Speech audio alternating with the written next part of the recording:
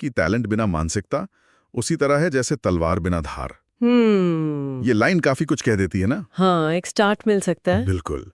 पर शायद जीतने के लिए वो दिमागी मजबूती ज्यादा जरूरी है। तो चलिए इसी पर आज थोड़ी गहराई से बात करते हैं। तो ये सामग्री हमें कोच बेनी की कहानी बताती है। हाँ, कोच बेनी। बेनी ने ये बात समझी कि खेल सिर्फ बॉडी का नहीं है, ये दिमाग का खेल कहीं ज्यादा है। सही। तो जब वो अपनी टीम बना रहे थे, हाँ। उन्होंने खिलाड़ियों के टैलेंट से ज्यादा उनकी सोच पर फोकस किया। अच्छा, जिसे ये दस्तावेज कहता है जीतने वाली सोच। मतलब सिर्फ जीत की इच्छा नहीं, बल्कि वो मुश्किलों से सीखने और लगातार बेहतर होने वाला जज्बा।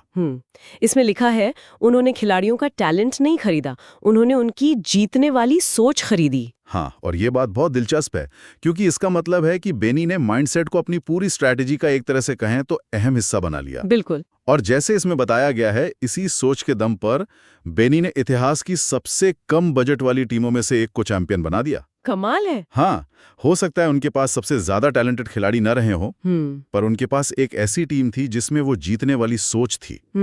और ये सोच उनकी हर प्लानिंग में, हर चाल में दिखती थी। तो ये जीतने वाली सोच मतलब सिर्फ पॉजिटिव रहना नहीं है? नहीं, उससे कहीं ज्यादा। इसका मतलब हार से सीखना भी है, प्रेशर में शांत रहना, अपनी कमजोरियों को पहचानना और उन पर लगातार काम करना, ये सब इसमें शामिल है। तो फिर ये जो सामग्री है, क्या ये बताती है कि बेनी ने ये सोच खिलाड़ियों में डाली कैसे? मतलब सिर्फ ऐसे खिलाड़ी चुने जिनमें ये पहले से थी, या इसे उन्होंने डेवलप भी किया? देखिए, सोर्स सीधे सीधे तरीका तो नहीं बताता, पर इशारा यही है कि शायद बेनी ने ऐसे खिलाड़ियों को पहचाना जिनमें ये चिंगारी पहले से थी। अच्छा। या फिर उन्हें लगा कि इनमें से और बढ़ाया जा सकता है। हो सकता है उन्होंने अपनी ट्रेनिंग में कुछ ऐसी चुनौतियां डाली जिससे खिलाड़ियों का मेंटल टफनेस बढ़े। या फिर टीम का माहौल ही ऐसा बनाया जहां गलतियों को सीखने का मौका माना जाता हो। मतलब उन्होंने इसे सिर्फ एक अच्छी बात नहीं समझा? नहीं, बिल्कुल नहीं। उन्होंने इसे जीत के लिए एक जरूरी, एक टूल माना। औजार। और ये जो बेनी की कहानी है, ये सिर्फ खेल के मैदान की बात तो नहीं है ना? नहीं, बिल्कुल नहीं। ये चीज तो हमारी रोज की जिंदगी में भी लागू होती होगी। हाँ, यही बात ये सोर्स भी कहता है। ये सिद्धांत जिंदगी के हर पहलू पर लागू होता है।